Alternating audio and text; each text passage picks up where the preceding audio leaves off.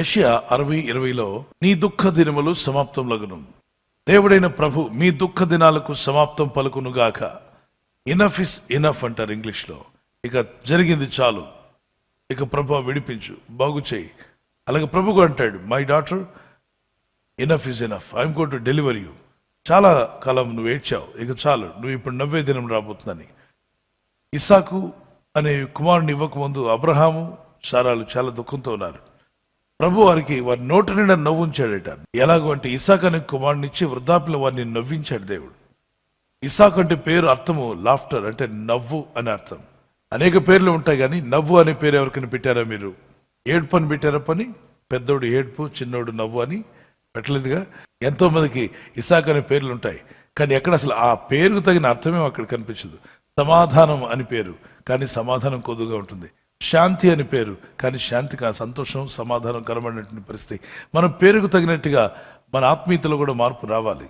ఈరోజు మీ జీవితంలో కూడా యేసయ్య ఆనందాన్ని చూడాలనుకుంటున్నాడు అని నమ్మిన వారు చేయొద్దండి. క్రైస్తవులు అన్న తన జీవితంలో దుఃఖం ఎదురైంది. ఆ దుఃఖం ఎదురైనప్పుడు తన ఇంటికి వెళ్ళి ఏడుస్తూ ఇంట్లో సామాన్లని ఇసిరి కొట్టి భర్తను తిట్టుకుంటూ కేకలు వేయలేదు. ఆమె తనకొచ్చిన కోపాన్ని బట్టి అత్యంత కోప కారణం చేత ఆమె దేవుని మందిరానికి వెళ్ళి తన హృదయాన్ని కుమ్మరించుకొని ప్రార్థన చేసింది. హృదయాన్ని కుమ్మరించుకుందంటే దేవుని సల్లి ఇలా కుమ్మరించుకుంది. దేవుడు ఆమెకు జవాబిచ్చాడు. హన్నా దుఃఖ దినాలు సమాప్తులు అయ్యాయి. ఎందుకంటే ఏడ్చిన హన్నాకు దేవుడు కుమారుడిని సమయాన్నివ్వగా ఆమె దుఃఖం సంతోషంగా మారిపోయింది. ఆమె అద్భుతమైన సాక్ష్యం రాస్తుంది మొదటి సమయం 2వ అధ్యాయంలో. అలాగనే హిజ్కియా తన జీవితంలో ఏడ్చాడు. మరణకరమైన రోగం, ఓ క్యాన్సర్ లాంటి రోగం వచ్చింది ఆయనకి. గొడవ వైపు తిరిగి ఏడ్చి కన్నీళ్లు కార్చి ప్రార్థించగా దేవుడు అతని కన్నీళ్లు చూసి 2 రాజుల 20వ అధ్యాయం 5వ వచనంలో నేను నిన్ను బాగు చేసేదను, 3వ దినమున నీవు మందిరానికి ఎక్కిపోతావు అన్నాడు. అంటే నేను నిన్ను ఎందుకు బాగు చేస్తానంటే నువ్వు మందిరానికి వెళ్ళాలి. నేను నిన్ను ఎందుకు స్వస్థపరుస్తానంటే నువ్వు దేవుని సన్నిధికి వెళ్ళి ఆనందించాలి, లోకంలో పాపంలోకి వెళ్ళడానికి కాదు. సో అతని దుఃఖ దినాలు సమాప్తులయ్యాయి. అంత ఏడ్చాడు. తెల్లవారుసరికి ప్రవక్త ద్వారా దేవుడు మాటను పంపించాడు, 15 సంవత్సరాల ఆయుష్ నీకు పెరుగుతుంది, ఈరోజు చనిపోవు, నువ్వు ఈ సంవత్సరం చనిపోవని. ఆ మాటను బట్టి ఆయన దుఃఖం సమాప్తమైంది, సంతోషంగా మారిపోయింది. వీడు 12 సంవత్సరాల దుఃఖం సంకటపడింది. అనేక డాక్టర్ల దగ్గరికి వెళ్ళింది, అన్ని రకాల ఔషధాలు వాడింది.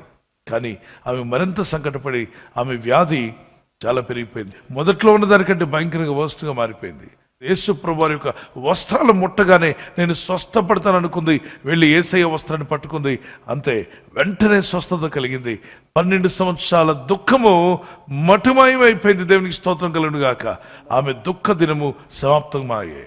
యేసును కలుసుకున్న ప్రతి ఒక్కరి యొక్క జీవితం ఉన్న దుఃఖము సమాప్తమవును గాక. ప్రార్థన చేసుకుందాం. Let's lift up our hands and pray. ప్రభువా, నీ కృప చూపండి.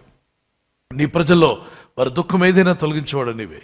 మా దుఃఖమును సంతోషంగా మార్చేవాడవు నీవు నాయన. నీ ప్రజలు ఎవరైతే దుఃఖంలో ఉన్నారో, వేదంతో ఉన్నారో, బాధతో ఉన్నారో, శ్రమలో ఉన్నారో, ఆయన నువ్వు ఎరిగి ఉన్నావు. ఏ స్థితిలో ఉన్నా నువ్వు లేవనెత్తగలవు. ఈ రాత్రి నెమ్మదితో పండుకొని సురక్షితంగా కాపాడబడినట్లుగా నీ అగ్ని కంచి వేసి మమ్మల్ని కాపాడండి.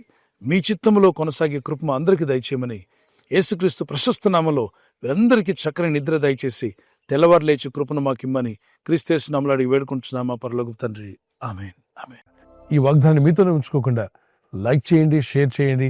అనేకులు ఈ యొక్క ఛానల్ సబ్స్క్రైబ్ చేసుకోమని తెలియపరచండి. సబ్స్క్రైబ్ చేయని వారు కూడా సబ్స్క్రైబ్ చేయండి. Good night. God bless you. ఈ ఛానల్ను మీరు సబ్స్క్రైబ్ చేసుకొనుట వలన 2 పనులు జరుగుతున్నాయి. 1, బీదలకు, అనాథలకు ఈ ఛానల్ ద్వారా సహకారము అందించడం జరుగుచున్నది. 2, సువార్త జరుగుచున్నది, ఆత్మలు రక్షించబడుచున్నాయి. మనము సబ్స్క్రైబ్ చేసుకొనుట ద్వారా అందరికీ సహాయం చేస్తున్నవారమవుతున్నాము. ఖచ్చితంగా ఈ యూట్యూబ్ ఛానల్ను సబ్స్క్రైబ్ చేసుకుని బెల్ బటన్ను క్లిక్ చేయండి. మీకు వెంటనే మెసేజెస్ పంపబడతాయి.